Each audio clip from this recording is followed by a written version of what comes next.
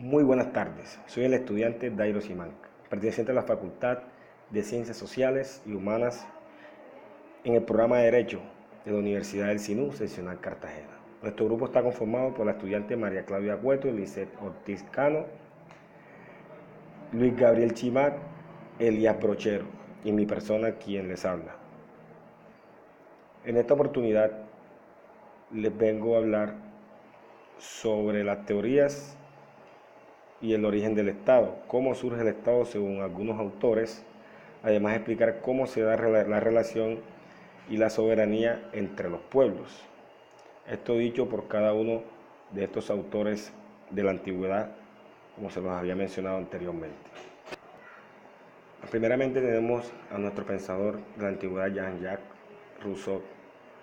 Dice que el Estado es un cuerpo político que nace del primer convenio, además que por consiguiente el Estado es esta área humana echada ante la naturaleza y que la haya transformado ahora voluntariamente en comunidad política, es decir, en una sociedad estructurada por leyes que han sido creadas por todos sus miembros y a las cuales se encuentran todos sometidos para el bien común. Al menos dice que el Estado es un cuerpo moral y colectivo compuesto de tantos miembros como votos tiene la asamblea, el cual recibe por este mismo acto su unidad, su yo común, su vida y su voluntad.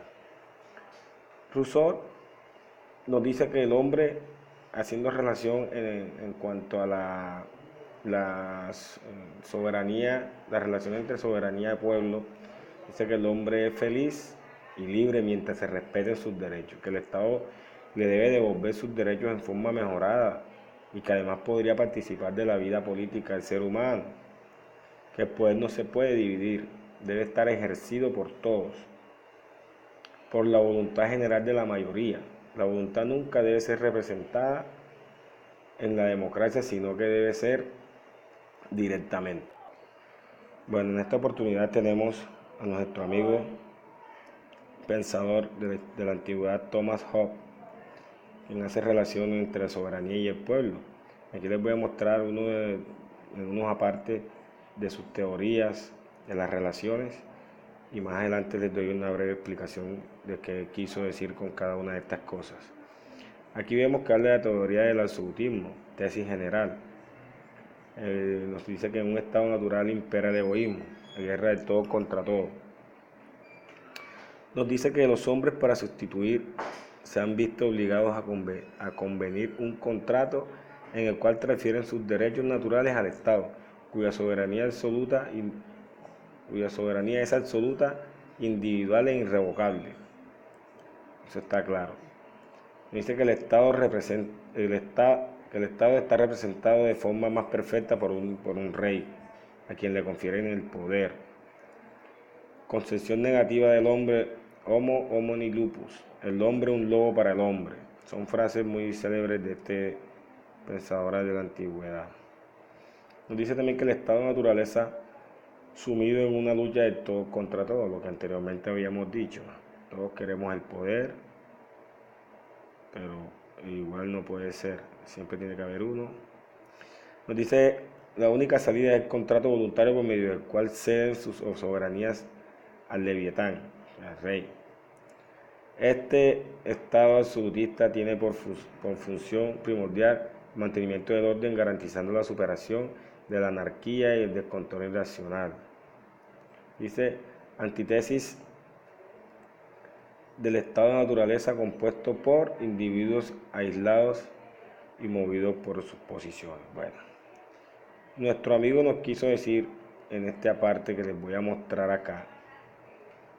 El hombre, para sustituirse, han visto obligado a convertir en un contrato, transferirle sus derechos naturales al Estado. ¿Dónde va? Porque es que él nos muestra un estado de absolutismo.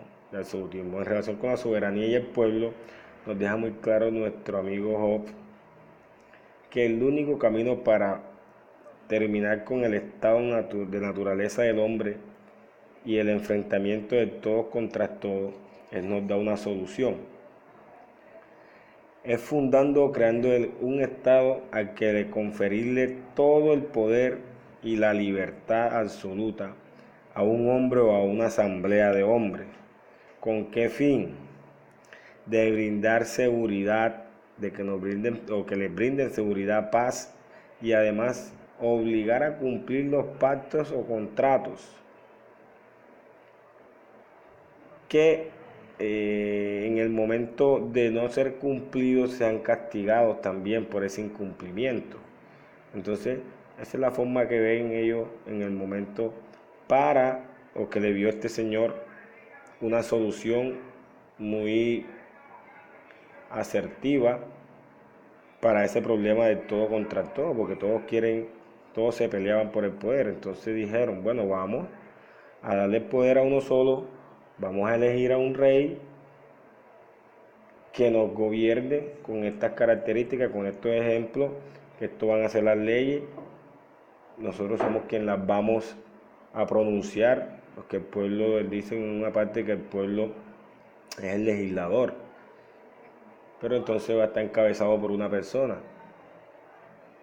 Fue lo que pude yo captar y lo que les puedo decir sobre este pensador importante.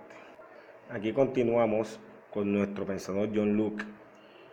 Pensaba también, tiene no mucha diferencia con lo que dicen otros pensadores. En este caso, él pensaba que el estado natural había completa libertad de actos, propiedades y personas en igualdad, donde todo poder y jurisdicción son recíprocos y nadie tiene más que los otros. Pensaba que todo por igual, todos tienen que ser igual en igualdad de condiciones. Dice que también la ley natural obliga además a no dañar la salud, la libertad o las posesiones de nadie, porque todos son hijos de Dios. En el estado de natural, en el estado de naturaleza, cada uno posee el poder ejecutivo de la ley natural. Bueno, aquí no me voy a extender mucho porque son muchos puntos, pero voy a hacer relación en unos apartes importantes sobre este gran pensador. Como lo dije, él también habló por aquí nos habla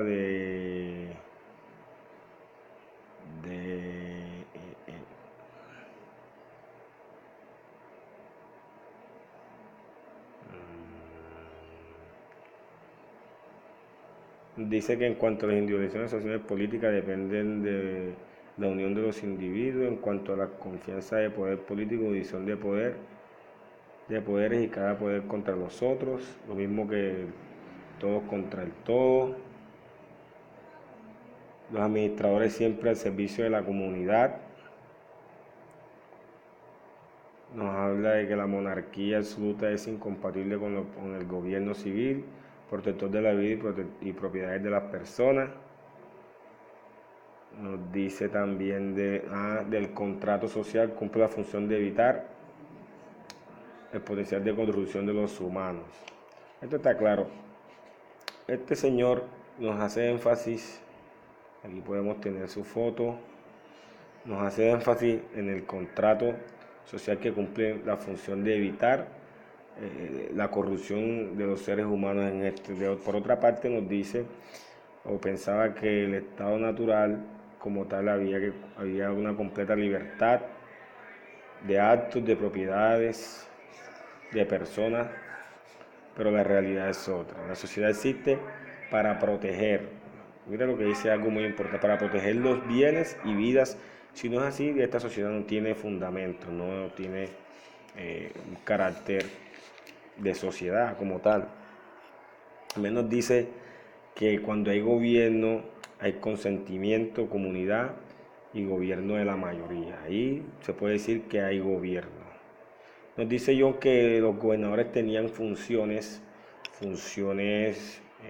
asignadas, muy importantes, como era asegurar las propiedades de cada uno, los administradores siempre al servicio de la comunidad, entre otras cosas.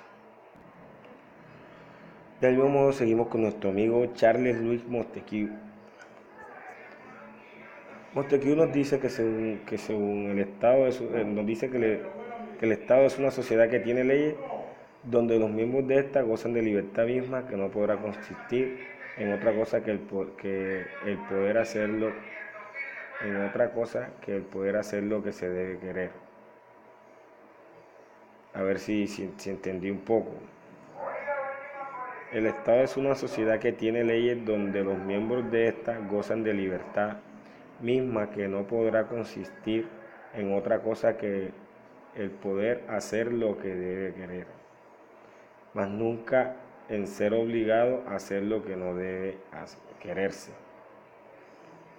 Esta libertad es entonces el derecho de hacer las cosas o de hacer las leyes, los que las leyes permitan. O sea, el Estado es considerado, según este autor de la sociedad, misma que estará regida por las leyes específicas, misma a los que los miembros estamos sujetos, aunque considere la idea de cada uno tendrá pues un derecho individual para elegir hacer lo que las leyes dispongan. Bueno, aquí yo logro entender un poco de lo que quiere decir este señor. Y él nos dice que el Estado es una sociedad que tiene leyes y que además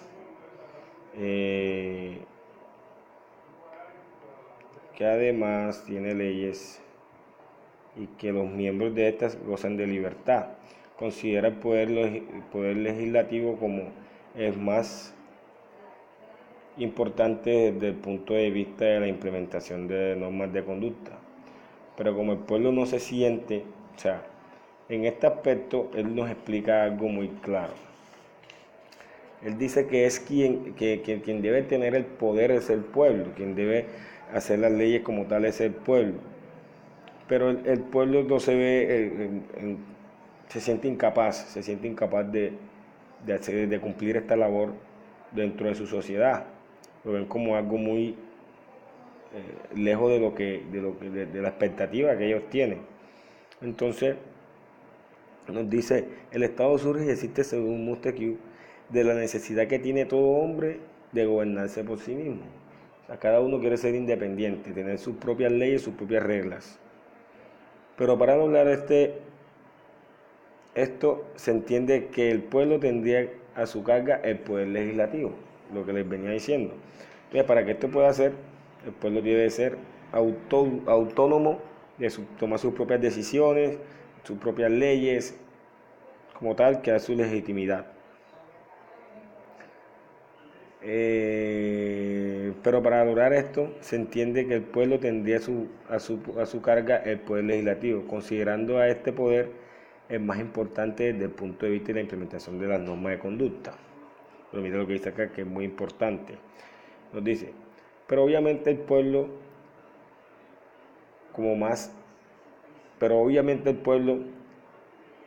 es incapaz de encargarse por sí solo de estas actividades, por lo que surge la necesidad de ceder ese poder a representantes, mismos que harán lo que el pueblo no pudo por sí mismo. Entonces nos dice, esto es claro desde el punto de vista también de necesidad de tranquilidad, misma que se obtiene de la confianza de que los ciudadanos tienen al respecto a la seguridad y que será garantizada de cierto modo por el poder del Estado, es decir, por el poder de las normas coercibles garantizadas al ciudadano o al ciudadano, no temer otro ciudadano. Por otra parte, nuestro amigo Thomas Jefferson nos dice, además de que habla un poco de su biografía, nos dice que su legado más grande, aparte de promover el derecho a la libertad y promover la democracia, al separar la Iglesia del Estado, los poderes y abogar por la libertad de prensa y de expresión, fue un autor de la Declaración de Independencia. Los miembros de estos partidos federales llamaban respectivamente democracia. Algo muy aparte de lo que él piensa, pero aquí podemos ver cómo habla la soberanía y el pueblo. Nos dice que antes toda creencia estaba sujeta a las órdenes del rey, o sea, del soberano, que controlaba la vida y la propiedad de todos. El nuevo y revolucionario concepto nació de la Declaración de Independencia de los Estados Unidos, cuando Thomas Jefferson proclamó que no es el Estado sino el individuo quien es soberano y supremo. La suma de estas soberanías o visuales constituye una soberanía nacional. Además de eso, hizo hincapié a la idea de que el ser humano ha recibido varios derechos humanos derechos inherentes que el Estado como derecho a la vida, a la libertad, propiedad y a la búsqueda de la felicidad. Es algo muy que creo que no tiene mucha explicación. El hombre es muy concreto en esa parte. Entonces, pasemos. Bueno, seguimos con nuestro amigo Emmanuel Joseph Sieyes. Nos habla mucho, pero se basa mucho en la representación. Nos habla mucho de la representación por parte del pueblo, de la soberanía. Dice que el Estado civil y de derecho, yo no es la expresión de la razón como era en el Estado liberal. Rompe el vínculo entre nación, parlamento y soberanía. Habla de un poder legislativo, poder ejecutivo, poder judicial. Nos habla un poco de la biografía de este personaje. Nos dice que sentó un importante presidente, después fue recogido posteriormente en la hora de realizar el cambio radical desde un Estado liberal basado en el individuo hacia un Estado social y de derecho previo al actual Estado social y democrático de derecho. En otras palabras, si ellos nos está diciendo que el gobierno representativo no se opone o niega a la democracia. O sea, esta constituye su basamento como tal. Es la base fundamental en la representación de la soberanía popular y la igualdad jurídica. Constituye en esencia en la libertad. Aparece fusionada a la propiedad y al mercado, o sea, en lo económico. En el gobierno representativo, el pueblo ejerce su soberanía a través del poder de vigilancia y control de quienes tienen el ciudadano sobre sus representantes. Bueno, con nuestro amigo Sieyes hemos culminado con esta breve presentación de estos autores y el origen, el nacimiento como tal como dijimos al principio, de las teorías sobre el origen del Estado. Entonces, muchas gracias por su atención prestada y que tengan un resto de día excelente.